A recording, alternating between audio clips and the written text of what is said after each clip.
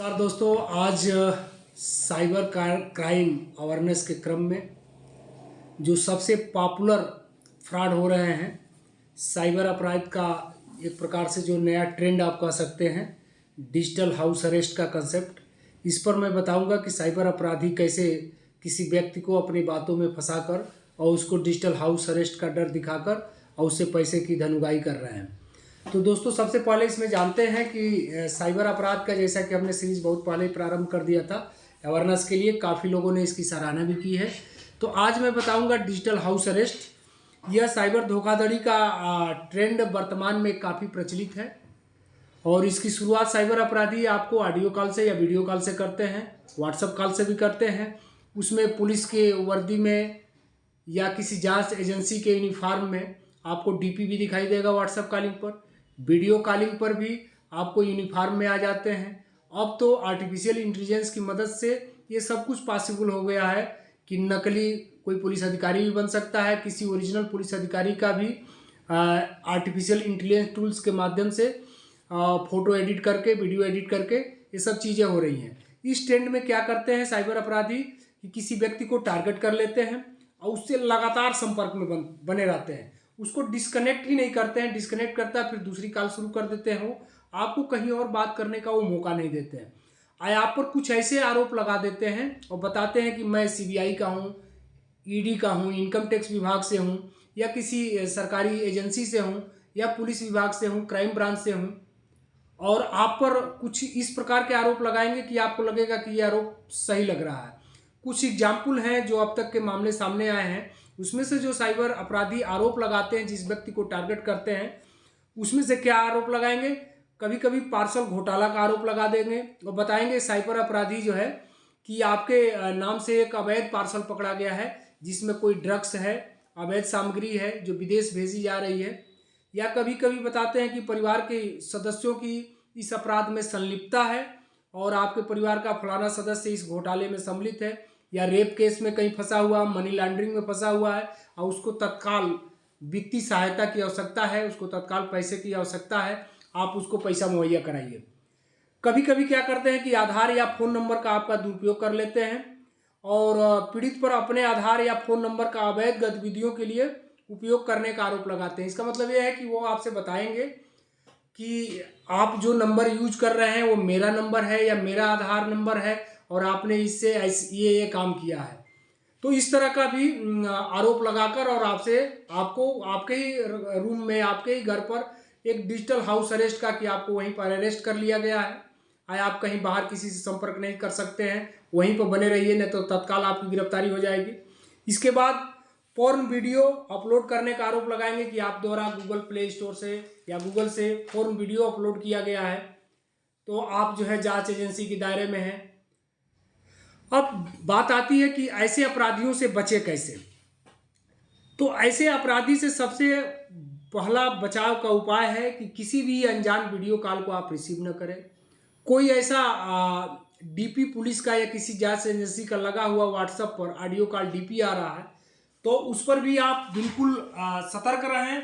अगर आपके नंबर नहीं ऐड है आपके मोबाइल नंबर में जिससे कॉल आ रहा है, तो आप बिल्कुल जो है उस कॉल को रिसीव ना करें। बार बार अगर उससे कॉल आ रहा है तो आप उसको डिस्कनेक्ट करें, ब्लॉक कर दें।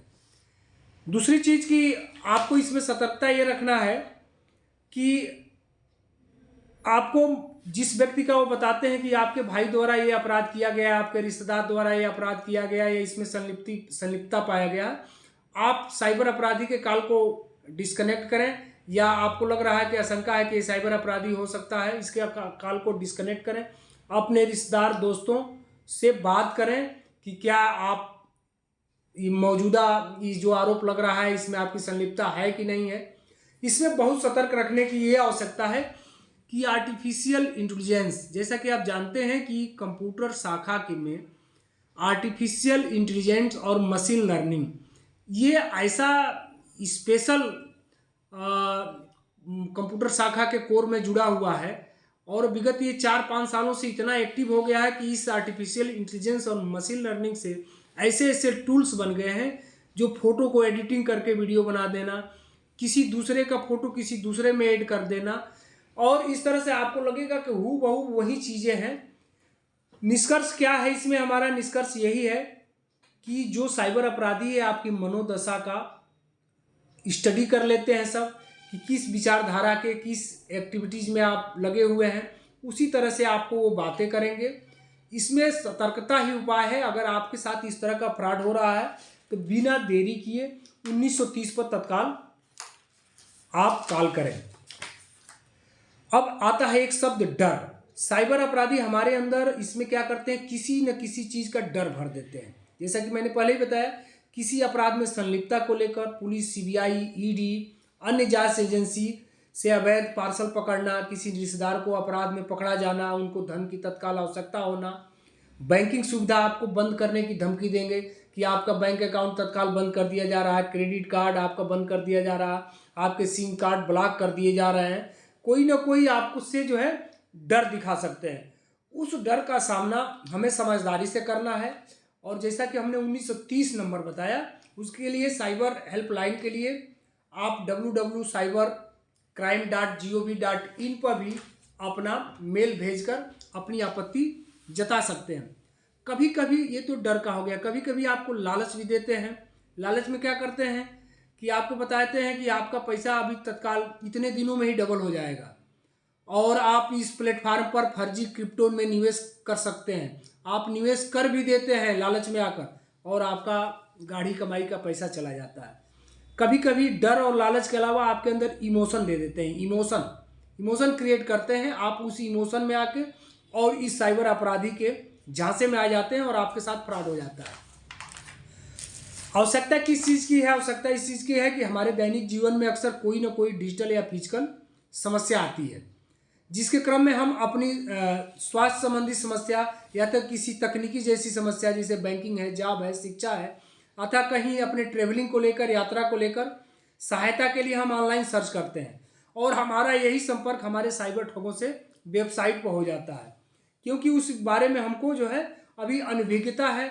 हम न वेबसाइट को समझ पा रहे हैं कि ये वेबसाइट HTTPS से है, यस जुड़ा सिक्योर है कि नहीं। हमने HTTP देखा और वेबसाइट हमने ओपन कर दिया। अब बात आती है कि क्या करें और क्या ना करें। तो कुछ बातें हैं जिसको हर आदमी को जानना चाहिए, क्योंकि इस अपराध में जो भी फंस रहा है पढ़ा लिखा व्यक्ति ही फंस रहा है, इंटरनेट का उपयोग करने वाला व्यक्ति ही फंस रहा है, और सॉफ्टवेयर इंजीनियर और बड़े बड़े पुलिस अधिकारी और समाज के प्रतिष्ठित लोग, बैंक कर्मचारी, अधिकारी, तमाम अच्छे लोग इसमें फंस रहे हैं। तो कुछ की पॉइंट है कि क्या करें और क्या ना करें। इसको बिल्कुल आप ध्यान से सुनें। किसी अनजान कॉल पर विश्वास कर अपनी व्यक्तिगत बैंकिंग जानकारी कतई शेयर नहीं करें। परिचित जैसी आवाज़ भी अगर आपको आ रही है तो उसको वेरीफाई कर लें, क्योंकि आर्टिफिशियल इंटेलिजेंस टूल से आपके परिवार के किसी भी सदस्य की आवाज़ हूबहू कॉपी की जा सकती है, वैसे ही आवाज़ में बोला जा सकता है। दूसरा चीज़ है, व्हाट्सएप, फेसबुक या किसी अन्य ऐप, वेबसाइट पर किसी फर्जी लिंक पर कतई क्लिक न करें। आप लिंक पहले क्लियर कर लें कि इस लिंक पर ये ओरिजिनल वेबसाइट की लिंक है कि नहीं है, और अनजान लिंक पर तो आपको क्लिक करना ही करना नहीं है। फ़ोन पर कोई पुलिस अधिकारी बनकर या कोई कानूनी सहायता या कानूनी कार्रवाई का डर दिखाकर पैसों की डिमांड करता है तो कतई विश्वास न करें। इसका कंप्लेन अपने नज़दीकी थाने पर, साइबर थाने पर और 1930 पर जरूर करें। अगली चीज़ है कि सोशल मीडिया पर किसी अनजान से दोस्ती न करें। आजकल आप देख रहे हैं इंस्टाग्राम, फेसबुक पर आप मेल हैं तो फीमेल बनकर कोई दोस्ती करेगा, फीमेल हैं तो मेल बनकर कोई दोस्ती करेगा। उसमें आकर्षक अपना पिक लगा रहे हैं, अपना आकर्षक फोटो लगा रहे हैं, आपको लग रहा है कि हमारी दोस्ती अच्छी हो रही है। एक तो हो गया कि जिस जेंडर से आप हैं उसके अपोजिट जेंडर का पिक लगाकर, फोटो लगाकर आपसे दोस्ती की जाती है। दूसरी चीज़, इसमें बहुत अमीर बनकर दोस्ती करने का प्रयास किया जाता है। आपको लगेगा सामने वाला बहुत अमीर बंदा है। तीसरा, आपको लगेगा कि ये विदेशी व्यक्ति है, इससे दोस्ती हमारी अच्छी रहेगी फ्यूचर के लिए। तमाम आपको इमोशन में करके आप सोशल मीडिया साइट पर दोस्ती कर लेते हैं और आप इसके शिकार हो जाते हैं। और अगली पॉइंट है कि अनावश्यक एप्लीकेशन कोई भी डाउनलोड करने से बचें। फ्री की अनावश्यक वेबसाइट पर सर्चिंग बिल्कुल न करें। अपने बैंक खाते में रजिस्टर्ड नंबर का SMS अलर्ट एक्टिव रखें। फ़ोन नंबर यदि बदल दिया है या खो गया है तो उसी नंबर का दूसरा सिम जारी करवा लें। अगर नहीं करवा पाते हैं तो तत्काल अपना दूसरा नंबर बैंक में अपने जाकर, ये नहीं कि फ़ोन से ही, बैंक में जाकर अपना दूसरा नंबर अपडेट करा लें। आपने जो मोबाइल नंबर अपने बैंक अकाउंट में ऐड करा रखा है, यदि आपका वो नंबर, वो सिम, वो मोबाइल कहीं खो जाता है तो आप तत्काल बैंक में जाकर अपना दूसरा नंबर एक्टिवेट करा लें, या तत्काल यदि संभव है तो उस सिम का नंबर को दोबारा आप अपने नाम रजिस्टर्ड करा लें। तो ये चीज़ें आज महत्वपूर्ण थी। साइबर क्राइम का ये नया ट्रेंड था। उम्मीद है कि आप डिजिटल हाउस अरेस्ट को समझ पाए होंगे। आपको सबसे और महत्वपूर्ण चीज़ हम बता दें कि उत्तर प्रदेश सरकार या था भारत सरकार या भारत के किसी भी राज्य की सरकारों द्वारा ऐसा कोई कानून नहीं बनाया गया है, न बीएनएस में, न बीएनएसएस में, न किसी एक्ट में ऐसा कोई कानून नहीं बना है जिसके तहत किसी व्यक्ति को डिजिटल गिरफ्तार किया जा सकता है। तो इस डिजिटल गिरफ्तारी के भय से आप बिल्कुल मुक्त रहें। किसी पुलिस को कोई अधिकार नहीं है, किसी एजेंसी को कोई अधिकार नहीं है कि आपको आपके घर पर ही डिजिटली रूप से, डिजिटली का मतलब ऑडियो और वीडियो कॉल के माध्यम से आपको कोई एजेंसी बता दे कि आप अपने घर पर डिजिटल हाउस अरेस्ट हो गए हैं। तो इसको प्रचार करें। आप अगर वीडियो देख रहे हैं तो अपने आसपास अपने दोस्तों को, अपने मित्रों को, अपने परिवार के सदस्यों को, आस पड़ोस के लोगों को जरूर ये जानकारी अपनी तरफ से आप स्वयं प्रचार करें कि ऐसा कोई कंसेप्ट नहीं है, कोई कानून में नहीं है कि किसी व्यक्ति को डिजिटल हाउस अरेस्ट किया जा सकता है।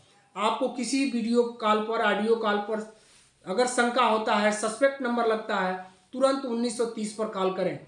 किसी माध्यम से अगर आपके खाते से पैसा ट्रांसफर हो जाता है तो तत्काल आप 1930 पर कॉल करके www.cybercrime.gov.in पर अपनी सूचना बताएं। समय रहते अगर आप इस पर अपनी सूचना अपलोड करा देते हैं तो आप बहुत बड़े आर्थिक नुकसान से बच सकते हैं। मुझे उम्मीद है कि साइबर क्राइम अवेयरनेस के तहत आप भी समाज के लिए 2 कदम चलेंगे, कुछ लोगों को बताएंगे कैसे जागरूक रहना है, क्योंकि आज 21वीं सदी का यह सबसे बड़ा अपराध आज की दुनिया में है। आज न कहीं चोरी हो रही है, न कहीं लूट हो रही है, न कहीं डकैतियाँ पड़ रही हैं। अगर हो भी रही है तो बिल्कुल कम मात्रा में।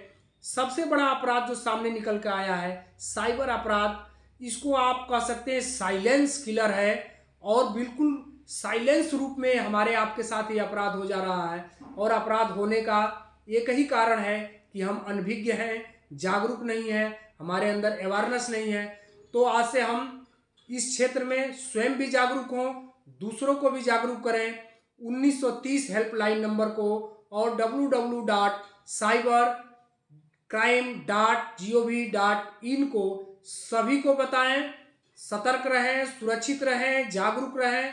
उत्तर प्रदेश पुलिस सदैव आपकी सेवा में तत्पर है। जय हिंद, जय भारत।